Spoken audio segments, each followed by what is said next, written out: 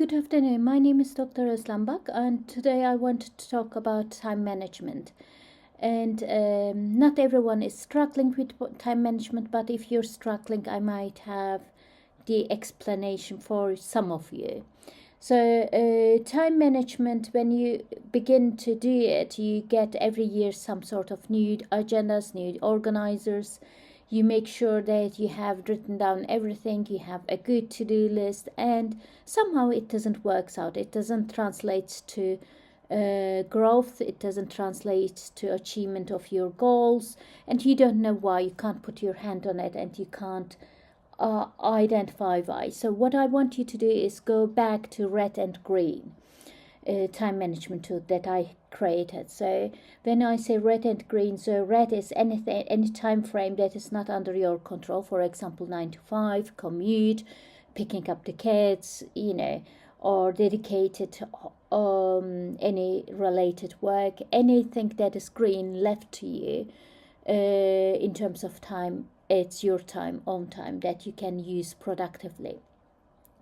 Now, at the end of the day, you might be very surprised to see you have only 1 hour green time and you're so exhausted, and that is not well used. Yeah.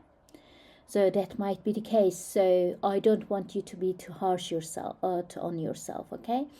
If you feel at the end of the day really tired and you have only 1 day allotted, so you can still use that efficiently, but you have to be aware of your energy levels as well.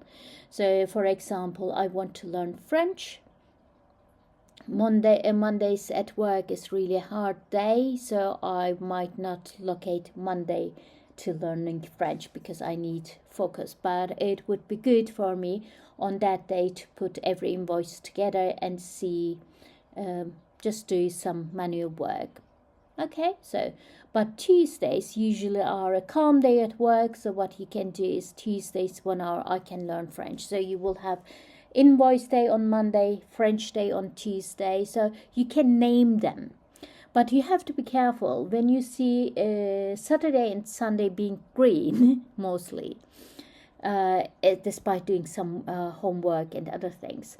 You need to be careful in assigning them for the sake of efficiency, for the sake of creating, because you've been working 9 to 5 and commuting and dealing with everything within the week. Then you have only 2 days within that that you can allocate your own time. Okay, so what you can do, you need to be aware of what you're allocating these times. For example, if you're cleaning and that cleaning of home takes you 3-4 hours, maybe it's not worth your hourly rate. So calculate your hourly rate and see what you will need to do in order to recoup that. And sometimes it might make sense to get somebody every 15 days to have the baseline cleaning, so you don't have to do too much about it. So you can do the nitty-gritty, but the baseline is there, for example. Or you can find somebody to help you with cleaning, ironing. So it depends on what are the most time that you don't like to do, but you could afford to give it to somebody, allocate it and use time efficiently for yourself. Yeah. So you have to find a way to get back those times as much as you can, so you can allocate it to something that is worth your time. When you look like this over the week, you will recognize sometimes it's not about time management. Maybe it's the allocated time that you have in your hand as green, and that's not much. Okay, that makes you not to be harsh on yourself. That makes you be a bit logical in terms of, that makes you also think out of the box. What can I give away? What can I let somebody else do instead of me doing, so I have some time? Okay, so you question more. But let's say you have a lot of green time and you haven't done anything. That's another set of people.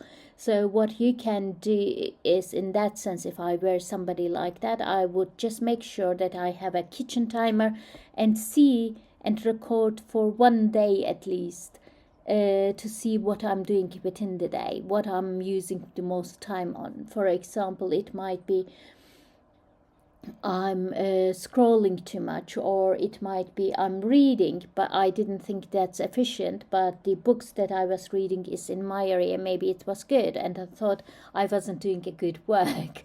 So it might question whether what you think you are doing and what you're actually doing is the same things. Okay, you might be surprised to see that you actually are doing a lot of work, and you thought you are not doing any work because you just jotted down the times and there seems to be a lot of green and you don't know where the green time went. Okay, but if it's really the case, if you're not using the time efficiently, go to my to-do list, go to for example, how to create achievable goals that I have a video on, and watch those. I hope those will be helpful to you as well. Good luck. And if you need any help, get in touch. Bye.